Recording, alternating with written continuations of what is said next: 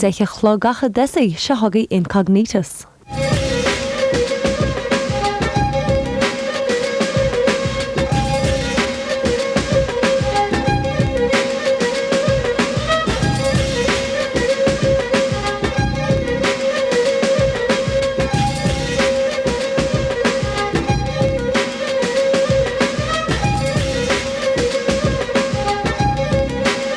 Rory Conroy picks it up on the right for James's Gate. That's good work by Conroy. Very good work. And he's won a corner kick. Conroy takes the corner himself. It's a good one. It's in the goal mouth. And yes, James's Gate has taken the lead. Jimmy Lawless the scorer. But it all came from some great work by Rory Conroy, the young winger still in his teens. Rory O'Connor is an gúl buacach ag glyfa leachanis choran in FAI. Ag an nám sin breis agus scór bliantachan bhí Rory a cheangan na peladóí bar sa tír. Bheachtu ag sú lena enum a bheith thuas an sin in éondíle Liam Brady, John Giles, Don Givens. Ach, ba é an lá sin an siú de Dalymount Park an buach fuinte is síl Rory ar a barc. Ní bhainach seamach an clú ná an cháil bhí tilteige. Agus bheach an clufa sacr an bhád néirin níos bochte sa tí seo gá mhár. There's 101 hard luck stories in sport. You know, the stories of people who have the talent, huge talent, but just didn't make it for a variety of reasons. It could be injury, often is, lack of discipline, bad temperament, sometimes illness. But Rory Conroy doesn't fit in any of those categories, and yet he makes the lists of didn't make it's, and that's a tragedy. Because he could have been one of the very best players. In fact, he's probably the best player never to play for Ireland. Rugú Rory O'Connor a ra caran chun den na mí sem líon 1958, ba é ba hinne a seisiir cluine.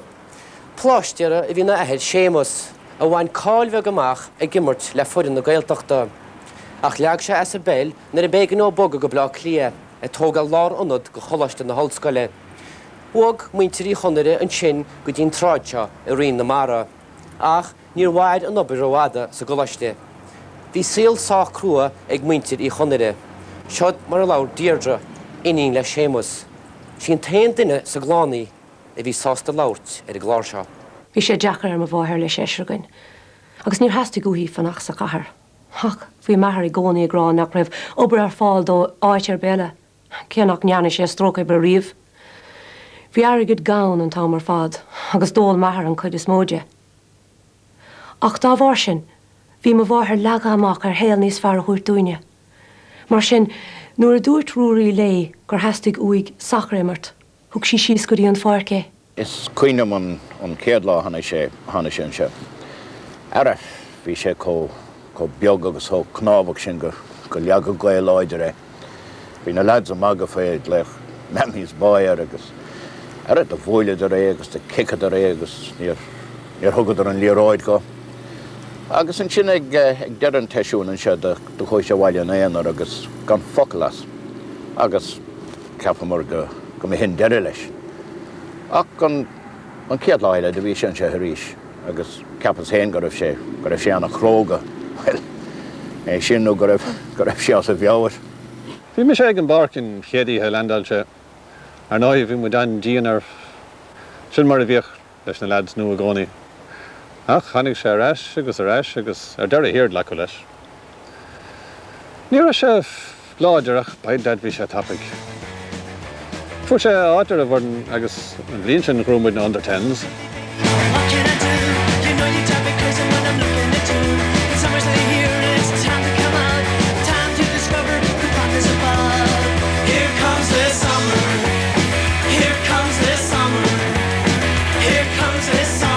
Tá tháinig ábhair an beag chun cín na dús na seachtaí agus bhfuil bhí Rory O'Connor ag gríleár an rud ar fad. Dairigh sin is láidre agus dás chuid féin bhaíine. Bud a bháin bhí sé mar bhuachail beag sa cóine agus gan focalas agus well stocha gur thábháil sé chuid cainte ar feadh cúpla bliain mar bhí netlar áige nó bhhaile sé. Bhí Rory a cheangan na peladóí bear sa gundé. Agus bhí andulch an cín amach ribhe. Bhí gairí go máile sé de barc, ach ní hin mar a bhí sa máile.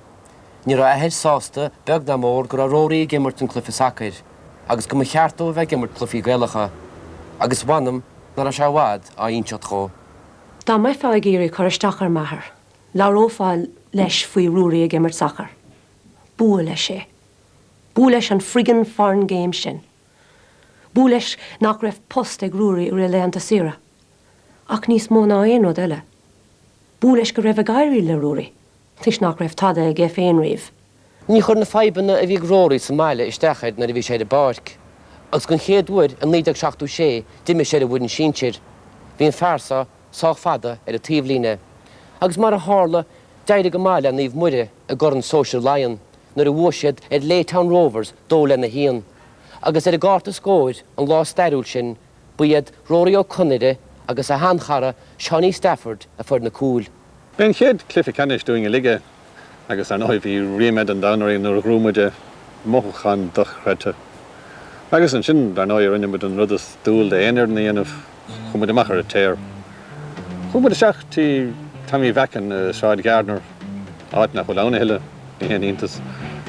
Ach áirih hí mit scrista ag an óil titim timp na háite. Ach níor a saite beth a Rory. Cos go necha sé bhile díocht éis an clifa. When lights close the tired eyes, I'll soon be with you. Bhí cúpla úr síochána goin sa bhaile ag ceú le rúraí, so a chit sé isteach an doras. Thosig sé ag maga faoi rúraí, mar bag an ách. Bhí sé ag brú é timpeall an teomra, agus bhí mam in a réiteúir. Agus ní rééis sé lé. Dan rúraí sochar tamil fada, ba é buileanna tabaiste é.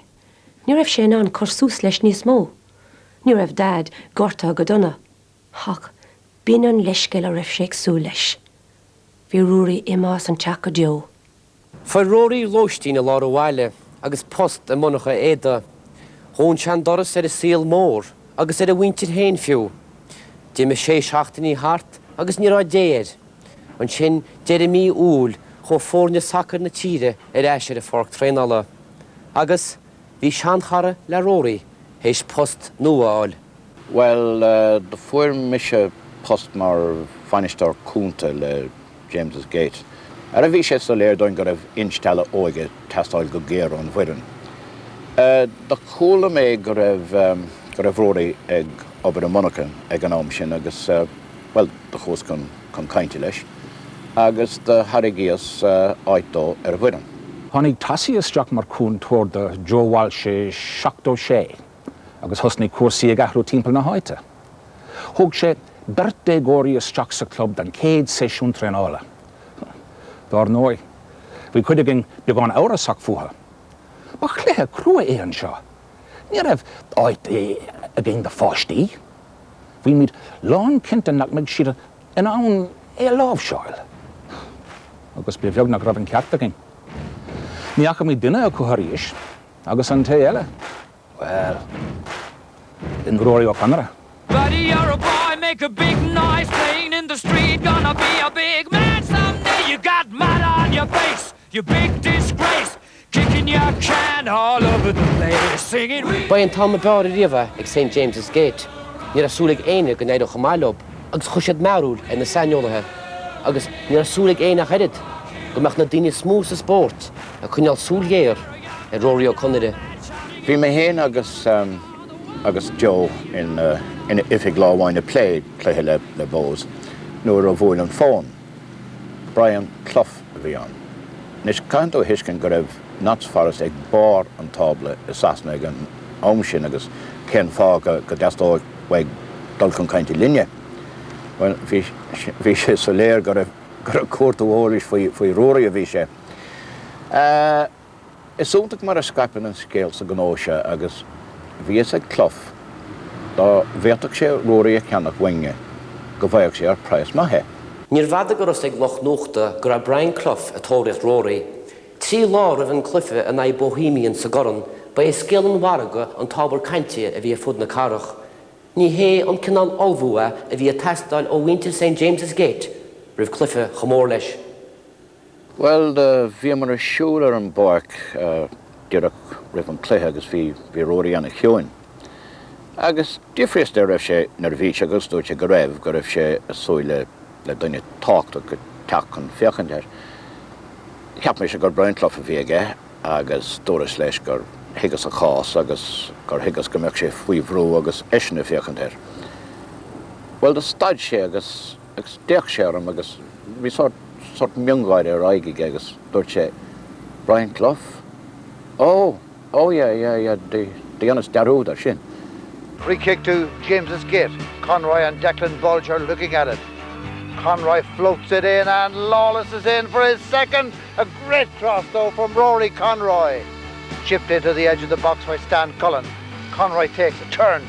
Penalty! Yes, it's a penalty, all right. And Conroy has truly run this defence ragged today. Bé an bua is mór an club le blianta. An cluthe is fearan ar immer mé riamh. Bhí sé gceiste gin dul go dtí Dillon's Hotel é Shroud Gardner ag bia. Ach, nuair a sios mír an tóstáin, bhí na slóta dína ann ag fannachling, iad illig scrusa leis an óil. Dá nóig, nuair a bhéon béile ag an ihe sin.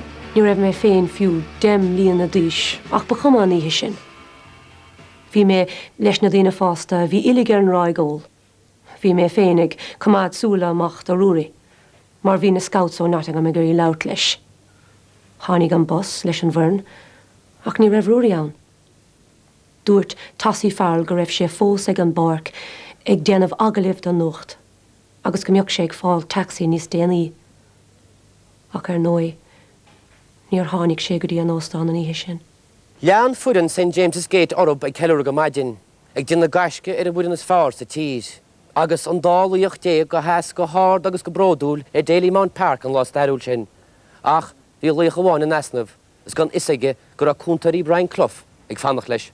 The only team really to challenge the Liverpool supremacy, even in Europe during the 1970s, was Nottingham Forest, who of course twice won the European Champions Cup 79 and 80. And the man behind Forest, as everybody knows by now, is Brian Clough, an astute manager who made astute signings. He brought people like Martin O'Neill and Viv Anderson, Peter Shilton, what a signing he was for him. And he was the man who, years later, took a chance. Well, everybody else might have thought it was a chance, but he obviously knew his stuff. He took a chance on a young Cork man called Roy Keane. What a signing that was. But you know, with O'Neill and Keane and all those fellas, the best of them all, had it worked out for him, would have been Rory Conroy. So, here we have one of the country's top young sportsmen. Years ahead of him at the game. Talk of the town. But he has a secret. And if it comes out, it's going to cost him. Now, I'm not saying that what he did was right or wrong. That's his business. In my opinion, the only thing that Rory Conroy did wrong was to get caught. Ruined his career.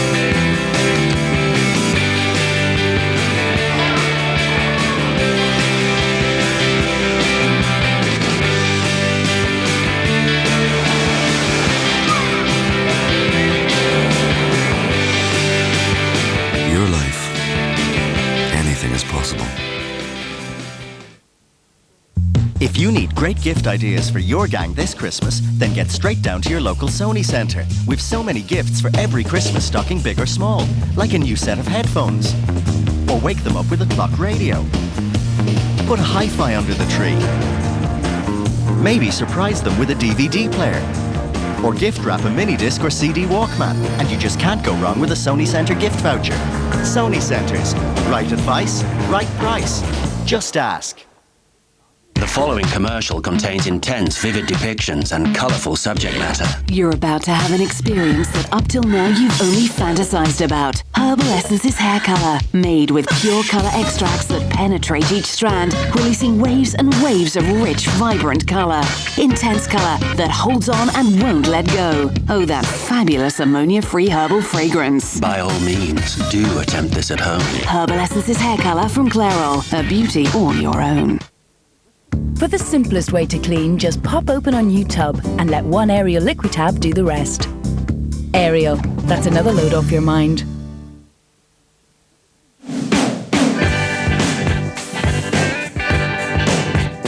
I was up in Dillon's hotel that night. Well, I'd heard that Cloughy might be up there, you know. I figured he might get pissed, shoot his mouth off. But there was only a couple of his cronies, and they were being plied with drink by his gate supporters. I figured there was going to be no story there. And then I heard about something else that was going to happen. The guards were going to raid a bathhouse up in Georgia Street that night. So I grabbed a staff photographer, headed up there. Well, the source was good. 2 o'clock in the morning, the raid goes down, and I found myself sitting on the mother of all stories.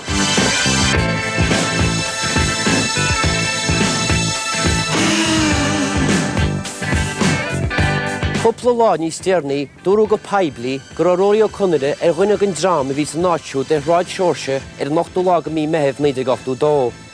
Ní bheach Brian Clough á lorg ní smú. Bhí duine eile néntí leis an níisiúd, aibri a monachan Gallico Fashions, dar a bhenim Fergus Johnson. It was the first time I'd actually seen him play, and I waited for him in Phibsborough until after he'd done the TV interview. He wanted to go back to the hotel, but I'd heard about this club. They called it a bathhouse, but really it was a strip club. Fairly harmless, though. We decided to go for a bit, and then he joined the team. But we stayed a lot longer than we planned, and, well, the rest, you know. But through it all, Rory kept saying, what about the team? What am I going to do about the team? Feel when I dance with you. We move like the sea. You're all I want to know. I feel free. Yeah, he told me all about that drunken excuse for a father, bullying him, about having to live up to these expectations, about not being able to tell anybody the truth. Níor chuirc éon choranna le agus scaoileach saoire. Ach ba cuma, bhí an dochar déanta, níor bhfad gur tháinig maithar a bhaile nóí ar meisce. Chunnig sé rúraí ina síosa seo na site agus dúirt sé. Nílim chun cónaí sa teach céine leis an cuir sin. An bhaid na dhí sin, bhí sé imethe. Hé sé méid a hála, bhí sé geiste Rory leanachta ra gimmart, cinne na ra éasca íana. Agus bhí aige nach mar sé éascaige an scéal a bhíú dá cho imráirí. Ach caicís rih clufi canis corn an FAI, hí na Rory a scéal hain go idan St. James's Gate. Bhí atmosfér dúrc san áid tar éis na hagtra. Bhí spridna fyr na sgrista. Na rhywys agin an raibh farragoring o brón o... ar ein coma. Diorimid ag súil a rúria eáil. Dúirt sé gur hiig sé dámara dé nar hasta gutha imit leis I hiile ach go mo bhhail leis an gansaí a chahabh, you know, cúpla uair eile.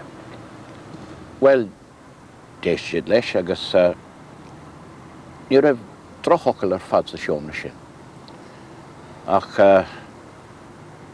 nuair a staid sé cainteamh do bhí agam go gaithing an litir a thuirtá. Úsáidí Conradh a chara. Further to your actions on Sunday, the 6th of April 1977, a meeting of the disciplinary board has found you guilty of gross misconduct and bringing the game into disrepute. The board is left with no alternative but to impose a lifetime ban from all activities of the association, effective immediately. Ceap siad gur a bhaid beag é Rory. Thug siad an litir dó. agus bhí siad ag súil leis go ní móg sé go ciún. Ach, ní raibh rud ar bith có siimplí sin nuair a bhí ruaí a gceist. I have been issued a lifetime ban on the grounds of bringing the association into disrepute. This is an act of gross discrimination and an attack on my personal freedom by an organisation whose very foundation are those of exclusion and prejudice. It is an unacceptable affront on my rights as a citizen of this country, and I will not accept it. I will, by whatever means necessary, regain the right to play the game that I love, the game that I have served proudly, and the game that is my birthright. Thank you. Well, that's when the circus started. Well, I mean, one minute this guy is being courted by one of the top football clubs in Europe, and the next he's taken on the might of one of the most powerful sporting organisations in this country. And he wants the world to know it. Oh, it was a media feeding frenzy. Gaygate, they called it. I tell you, the headlines were choice. FGI was a favourite. And everybody was looking for an angle, you know. And then I got it. I got the scoop. I got the interview with his dad. Is this the real life? Is this just fantasy? Caught in a landslide, no escape from reality. Bhí mé tain nuair a chonig mé. Díl sin scéal ar throcha písa airgid. Ní féidir le mo haulú an méid fu atá anam an ir sin. Agus níos measana sin, duine sé bréige, faoine bhach chéin. Bhí is a gceann tá mar fad, gur cha sé amach as an teacha, gur hiúil sé isteach sa seomra íthe bháin agus go bhacha sé búca leile sa leaba le ruaí. Bréige ar fad, ach sin maithardait. That bastard's lies turned the whole thing into a joke. No lawyer in the country would touch Rory's case with a barge pole. He wanted to fight that in an honourable way. But in the end, we didn't have a choice. I was sitting in my office one morning, you know, towards the end of September. Their head on me like Holyhead. And the phone rings. And a voice said, "It's Rory Conroy." Well, I thought it might have been somebody taking the piss, you know. Then I recognised the voice. So I said, "Well, you've been keeping quiet for a while, haven't you?" And he said he'd been lying low, gathering information, and that he needed to see me urgently. Well, I tell you, it was a bit doubtful, you know, because, well, I was the one that broke the story that destroyed him. I thought there might have been a bit of retribution there, you know. But he assured me no. He said he understood I was just doing my job. He bore no grudge against me. Well, so I thought, why not? I've been doing my own investigation. I have considerable information on the unusual sexual practices of a number of high-ranking government and sport officials. How do you know? I've seen them. Where? You know, out. Here's my price. I'll meet you here tomorrow at 10. Yeah, I spoke to him on Friday night, and he was so excited. He was going on about finally being ready, and the timing be perfect. And of course, he was happy because he was going to see me. But I rang on the Saturday morning, and there was no answer. So I figured he was still asleep. Well, in the afternoon, I arrived up to Dublin, and I went straight to his place. And I went up to his room, and the door was locked, and there was no answer from inside. So I started to get worried. So I went to Mrs. Redmond, his neighbour, and she let me in with the spare key. And when we went inside, the whole place was just a mess. And amongst it all, there was a note. It was scrawled, but it was in Irish, and I didn't understand it. So I rang Rory's sister, Deirdre. Ní féilm lean tar aiglis an Irish an níos mó. Tá mé gimimecht. Tá bronar an fin chochar a rinne mé. Shame rud is fear an áte ága. Tá mé brains Tom brains in agla. Bhí Rory O'Connor imi. Ní acha éana gimachta mar grimme se go ciún a lár na hí, agus fós go dtíon lá an Yvonne, ní fis fós cá bhfuil se. Dar leis na Gardaí tu de cheappa gur á lábhaigh an bhás hain. Is scéal eile atá gá rá ag I drám a bhí gargó. Níor scríomh mo gur thar an nóta sin, táim lán cinnte sin. Ní raibh agla ribh rudidir be. Bhí sé an cursús le maithar in enam dé. Ní I móg sé, mar sin gan focail déine. Bhí sé I bhfad níos cróga ná sin. Agus beidh mé bródú las go deo. What do I think happened to him? God knows. Now, I don't know how powerful the people on his list were, and I'll tell you something I don't want to know. But I do know this much. He was not a man who was about to go on the run. So, whoever it was who made him disappear, well, they had to be powerful enough to be able to do it without leaving a trace. Nothing. Nada. I'll tell you something, I thank God to this day that he never told me who they were.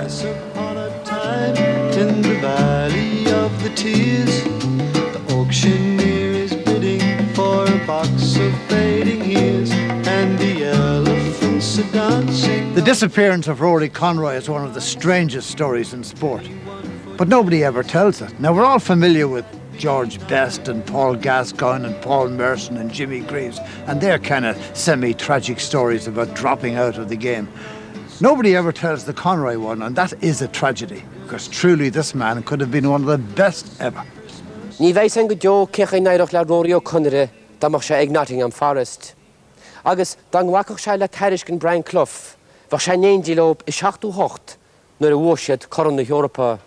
Agus ní bheith an charid cecha minic is a chach sean gansaí glas. Mar tas an fad deir go má le fuair na héireann an lá stairúil sin nuair a bhuaisiad a Rómán I Genoa an 19.